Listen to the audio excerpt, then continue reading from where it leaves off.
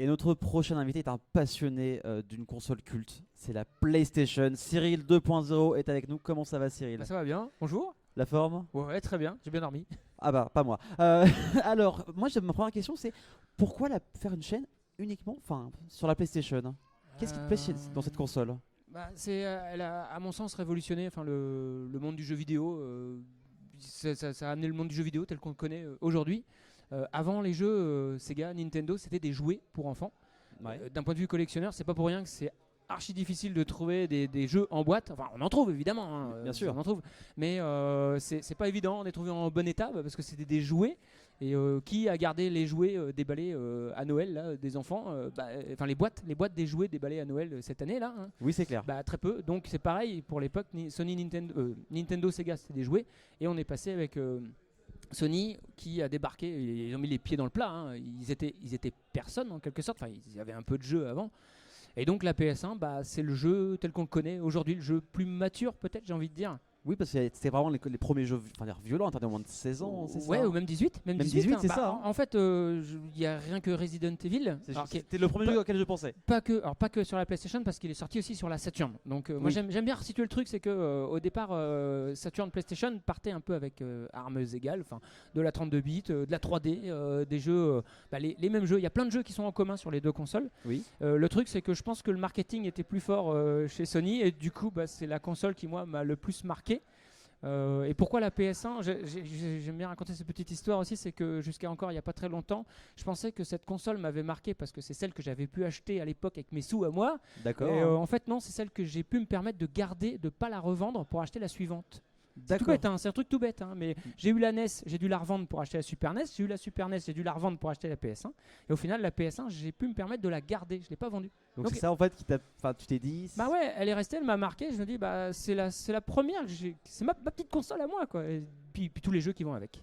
Et t'as combien de jeux au total? Beaucoup, parce que sur tes arrière-plans quand tu fais tes Ouais, vidéos, on voit plein d'étagères. Alors, du coup PlayStation. C'est ça, au début ça a démarré, parce que la chaîne va fêter ses 5 ans là prochainement, ça a démarré avec mon petit carton que j'ai ressorti de jeux de l'époque, et puis j'ai démarré en les posant sur ma petite étagère, et au fur et à mesure, comme beaucoup, en brocante, en boutique, Le Bon Coin, eBay, partout où je pouvais trouver des jeux. Je me suis dit, il y a des jeux que moi j'avais vu passer dans les magazines à l'époque et j'avais pas pu les avoir, mais je savais qu'ils étaient très, très bons et j'avais pas pu y jouer. Je me dis, tiens, je vais partir en quête de rechercher ces jeux là. Puis au fur et à mesure, il y en a qui m'ont dit, Cyril, est-ce que tu fais un full set? Et quand on se retourne, on fait non, ouais, si vous appelez ça un full set. Alors un full set, pour les personnes qui ne connaissent pas, c'est avoir tous les jeux voilà, de la console. Et alors, PlayStation, il y en a beaucoup, hein. Pour répondre à ta question, combien j'en ai? Il y en a beaucoup, mais en gros sur le full set PS1 PAL, donc les jeux qui sont sortis en Europe et en Australie, ça fait 1411 jeux uniques. C'est-à-dire qu'il y a un FIFA 2000, il est sorti en 5 ou 7 exemplaires. Moi, je cherche que l'exemplaire français. Je veux pas tous les jeux, je veux pas toutes les variantes, je veux juste un exemplaire de chaque jeu. Ça me va très bien. Et quand on prend un exemplaire de chaque jeu, ça fait 1411 jeux. Et il m'en manque plus que 144. T'es proche du but, hein. C'est ce qu'on pourrait croire. Il m'a fallu 5 ans pour acquérir cela. Alors j'ai eu beaucoup d'aide, hein. Il y a des copains qui m'ont aidé de trouver Le Bon Coin, des boutiques, des brocantes, des choses comme ça. D'autres qui m'ont offert des jeux, des trucs de folie. Et voilà, je les remercierai jamais assez.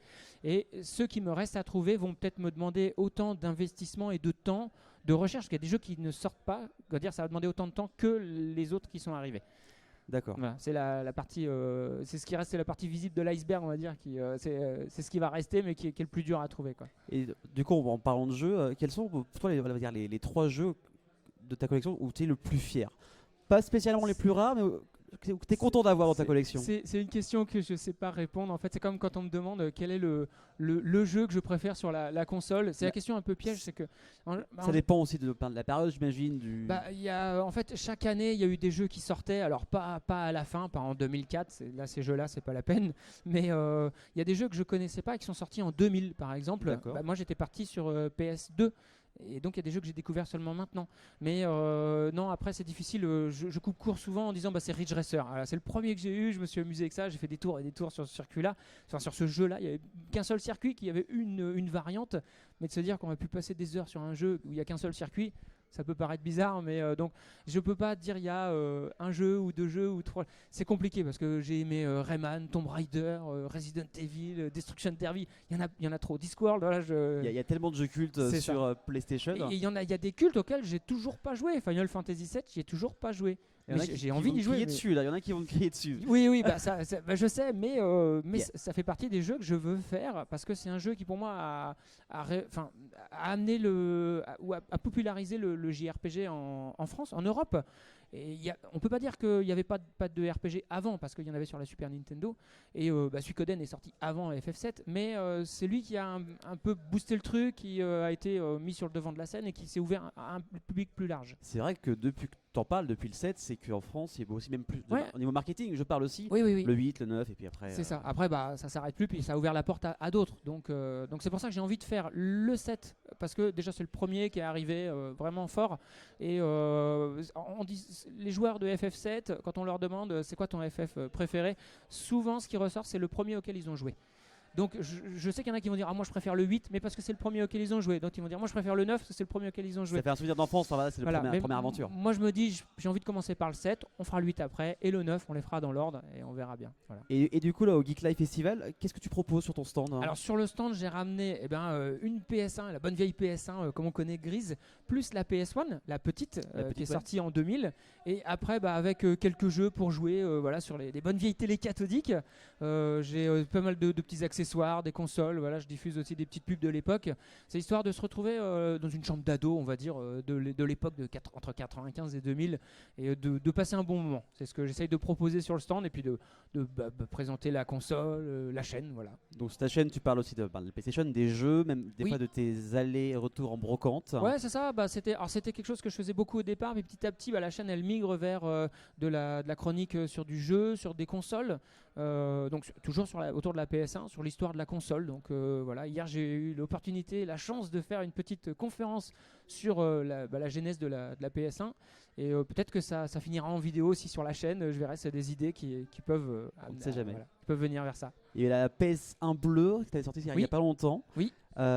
C'est dingue, elle est super belle. Est-ce qu'elle a une particularité cette console, cette PS1 bleue? Oui, comme je l'ai dit dans la vidéo, j'ai essayé de décrypter un peu le truc. C'est que c'est une console qui était dédiée aux professionnels, debugging station comme on voit dessus, et qui permettait aux développeurs de tester leurs jeux en interne chez eux, parce que la console pouvait lire des jeux gravés et recevoir du code directement d'un ordinateur pour tester les jeux en interne chez eux.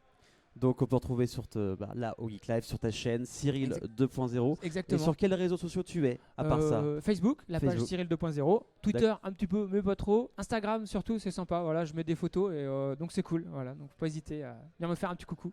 Est-ce qu'il y a t'as des projets là à venir sur d'autres conférences ou des prochaines vidéos qui vont sortir? Oui, plein.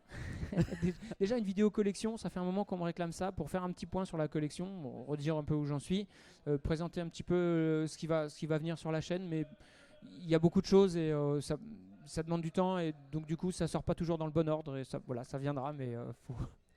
Du coup si vous voulez tout savoir, tout suivre sur l'actualité de Cyril 2.0, allez le suivre sur les réseaux sociaux. Merci Cyril. Merci beaucoup d'avoir été avec nous. Un plaisir. Au Geek Live Festival saison 2. On se retrouve très bientôt pour un nouvel invité, les amis. Merci.